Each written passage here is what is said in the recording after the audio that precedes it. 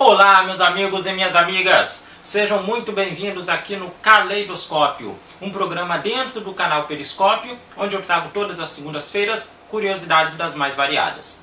Meu nome é Thiago Queiroz e neste vídeo vou falar para vocês sobre o escândalo da carne de 1906. Um incidente que provocou uma devassa em toda a indústria alimentícia norte-americana, com repercussão em todo o mundo.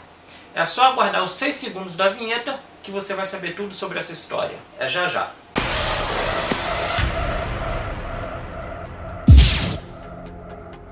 Pessoal, estamos numa época aí em que está ganhando muito destaque na imprensa, né? Estourou aí o escândalo da Operação Carne Fraca, uma operação da Polícia Federal que está investigando aí suspeita de suborno a funcionários do Ministério da Agricultura que deveriam investigar o setor alimentício, né? A comercialização de alimentos estragados ou em condições inadequadas para o consumo humano, né? Pelo menos 37 pessoas até o momento já foram detidas nessa operação e 21 frigoríficos estão sob investigação, sendo que 3 deles foram interditados. Mas esse tipo de coisa não é novidade, tá? Aliás, esse cuidado que existe hoje na sociedade de se lidar com os alimentos para mantê-los limpos, né, manuseá-los de forma higiênica, ter todo um cuidado de que esse alimento chegue em boas condições para o consumidor, isso é uma coisa relativamente nova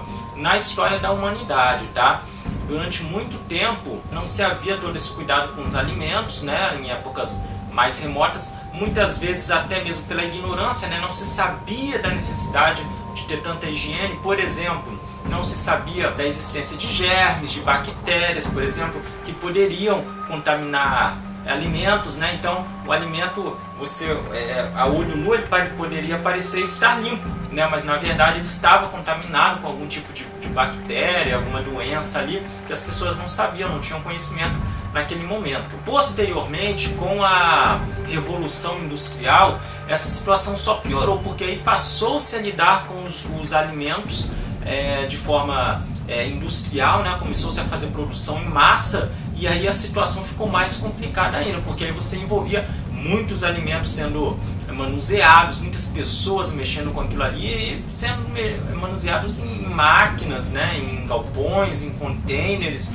Então, durante um tempo, isso comprometeu muito a qualidade dos alimentos. Foi paulatinamente, ao longo do tempo, que foram estabelecendo normas para que os alimentos se mantivessem limpos e saudáveis durante toda a cadeia de produção. Pode-se dizer que esse movimento começou, ou pelo menos ganhou muita força, no início do século XX, tá? Mais precisamente em 1906, graças a uma reportagem investigativa, tá? Naquela época, um jornalista foi fazer uma reportagem investigativa sobre esse assunto. Naquela época era novidade, né? Não existia ainda o jornalismo investigativo como conhecemos hoje. Aliás, o próprio jornalismo convencional, que é o jornalismo do dia a dia, né? Você cobrir um acidente, um tiroteio, um crime, alguma coisa desse tipo, uma eleição, por exemplo. Até naquela época era diferente, o jornalismo era feito de outra forma.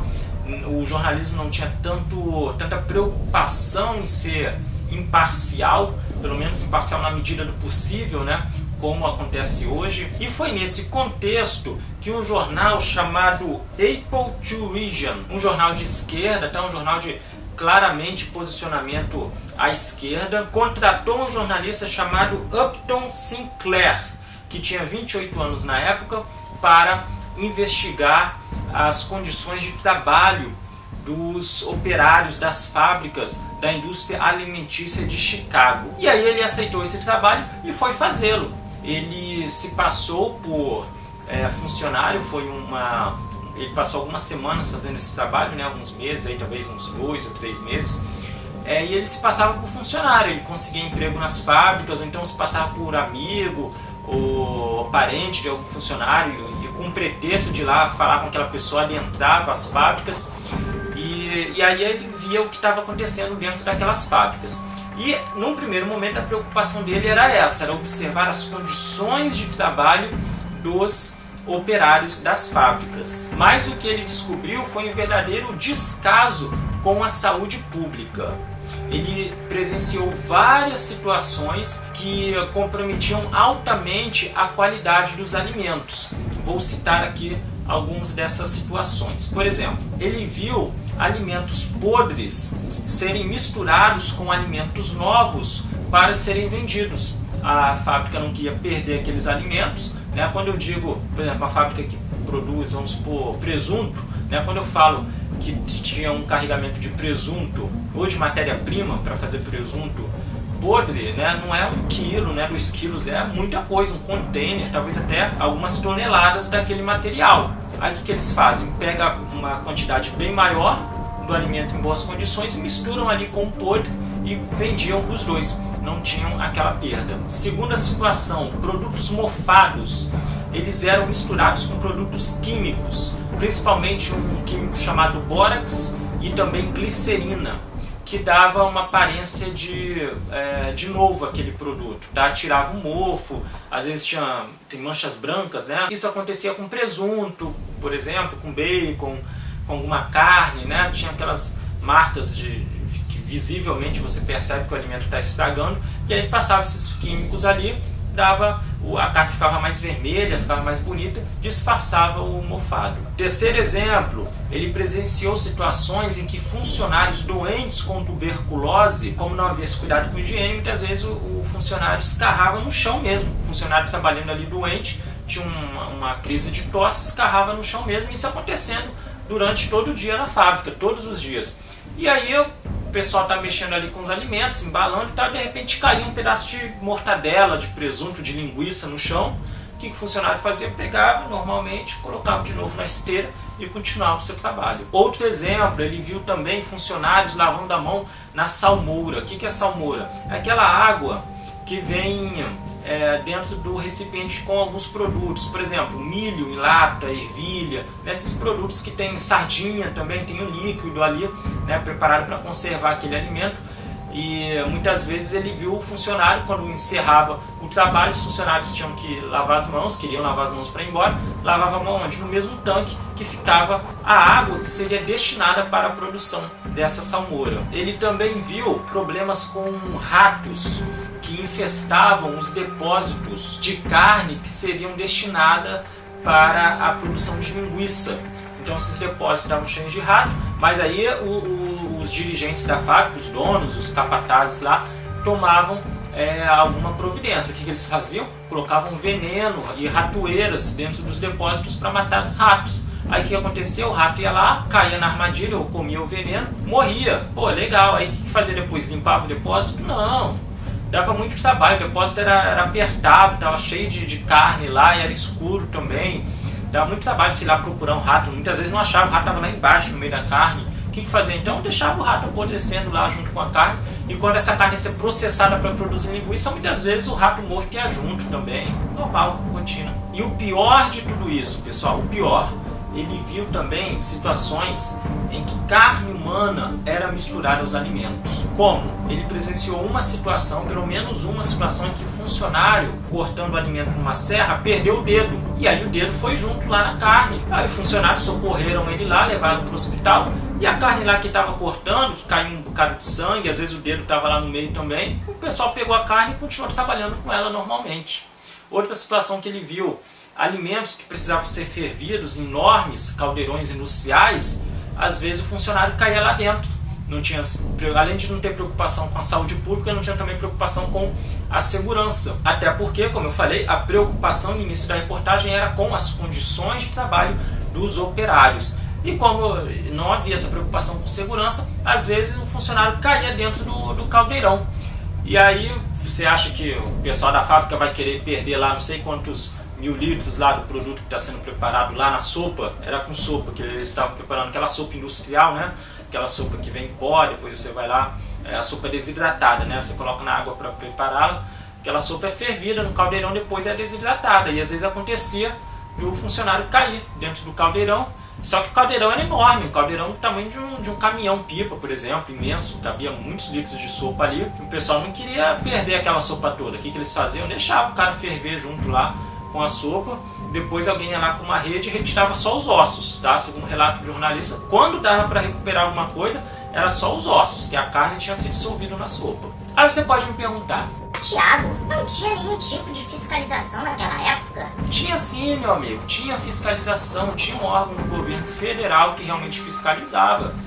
E o Upton Sinclair procurou saber onde estavam esses fiscais. E ele descobriu esses fiscais quando iam visitar a fábrica, simplesmente iam lá na diretoria, né, na sala da chefia lá, de quem dirigia a fábrica, do responsável, de repente do dono mesmo, do proprietário, apenas recebiam um suborno e iam embora sem nem olhar a fábrica. Depois que Sinclair fez toda essa investigação, apurou esses fatos todos, ele redigiu uma extensa matéria que foi publicada nesse jornal, no jornal que eu havia contratado, em matérias especiais, tipo fascículos, né? Não sei se era cada dia ou cada semana, saiu uma parte da matéria. Aí tudo isso aconteceu em 1905. Quando foi em 1906, o jornal fez um compilado de todas aquelas reportagens e lançou um livro chamado A Selva. Foi aí que realmente essa história ganhou grande repercussão nos Estados Unidos. O livro se tornou um best-seller e em apenas 6 semanas foram vendidas 25 mil cópias. Depois disso, o caso virou um escândalo nacional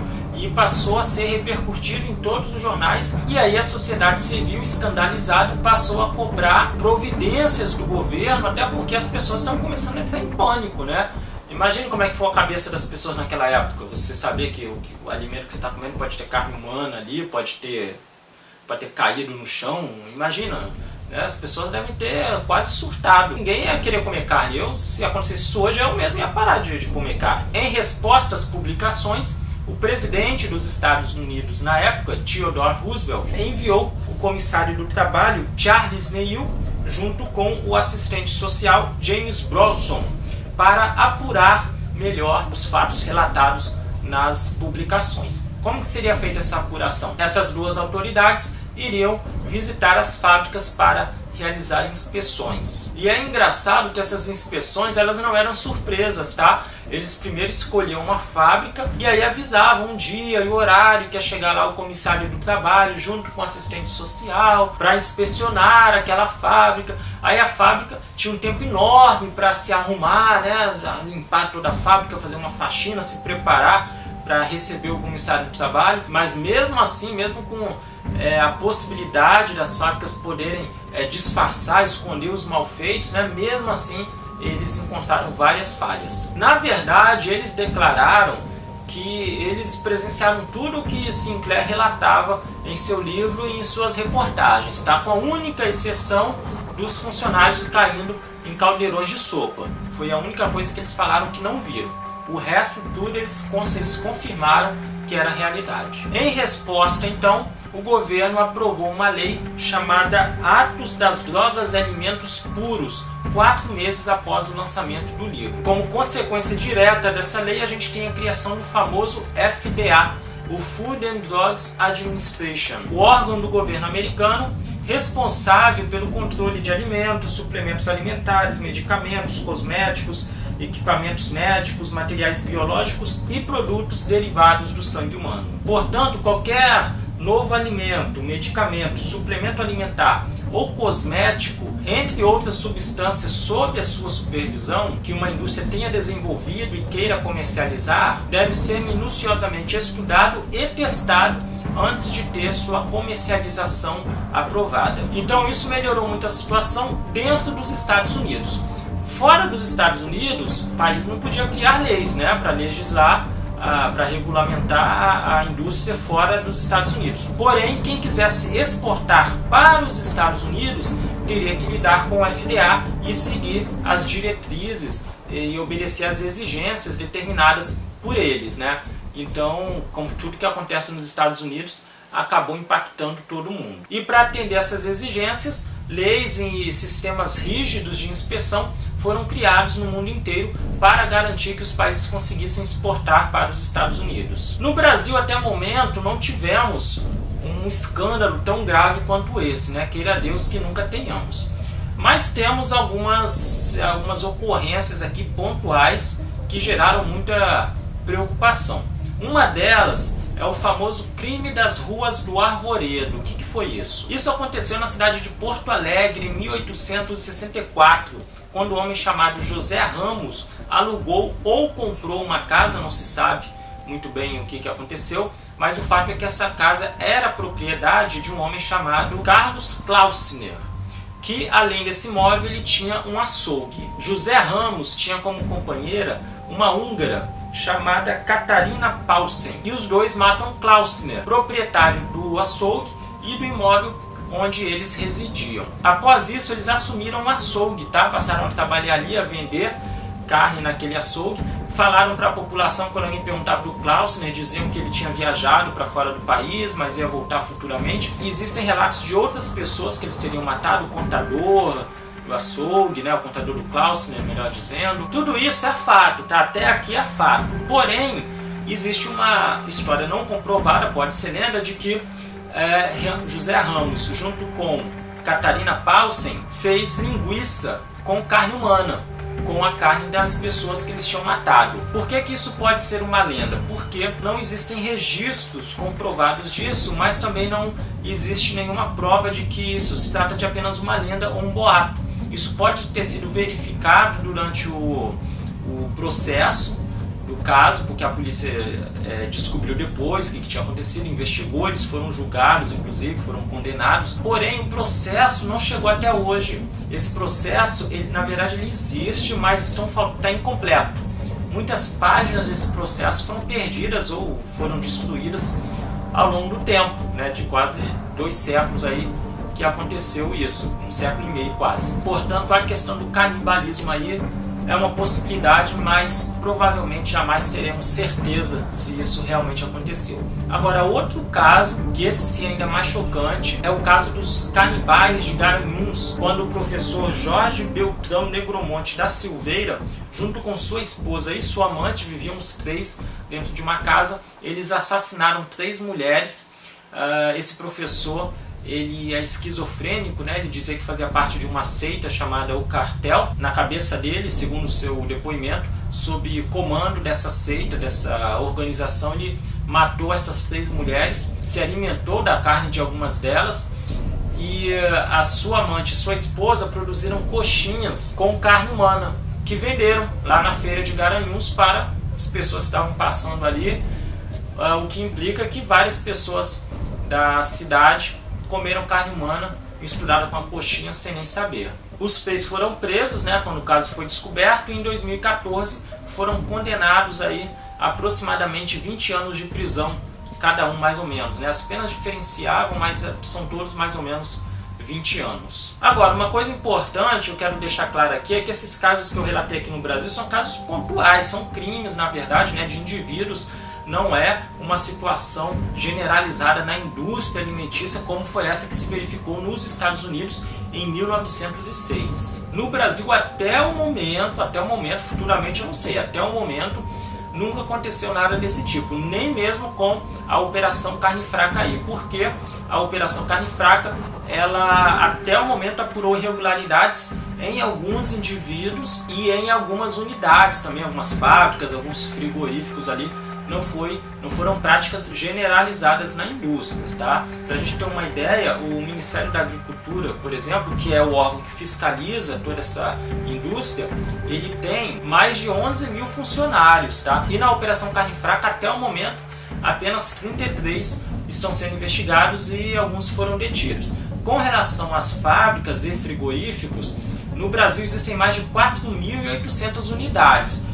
E apenas 21 estão sob investigação e 3 foram fechadas, né?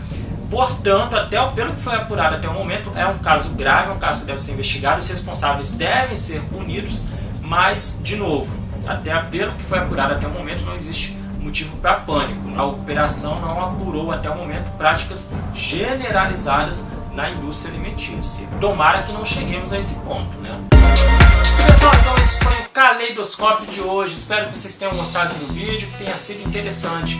Se você gostou, recomende o vídeo para seus amigos, compartilhe ele nas redes sociais, no Twitter, no Facebook, indique o canal também para as pessoas, né? Eu tenho recebido muitas mensagens aí de pessoas dizendo que conheceram o canal graças à indicação de amigos, né? Uma amiga falou para a pessoa acessar o canal. Isso é muito importante, a propaganda boca a boca. Se você gosta do canal, faça propaganda boca a boca, que ajuda muito a gente. Na verdade, é a melhor divulgação que a gente pode ter. Deixa um like aqui também, porque é muito importante. Se você ainda não é inscrito no canal, se inscreva, porque temos vídeos novos aqui toda segunda e sexta-feira. Caso você queira sugerir algum tema também, você conhece algum tema interessante que gostaria de ver abordado aqui no canal, pode deixar sua sugestão, que será muito bem-vinda. Você pode falar comigo nos comentários, só deixar aqui embaixo, ou então entrar em contato comigo através das redes sociais do canal. Os links estão lá em cima na capa do canal, tá ok?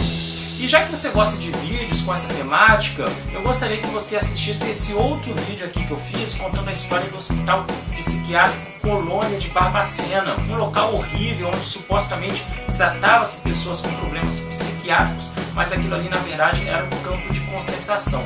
Pode-se dizer que o que aconteceu ali foi um holocausto brasileiro, com mais de 60 mil mortos. Assista o vídeo porque a história é impressionante, tá ok? Muito obrigado pela sua audiência, nos vemos no próximo vídeo então, um grande abraço e tchau!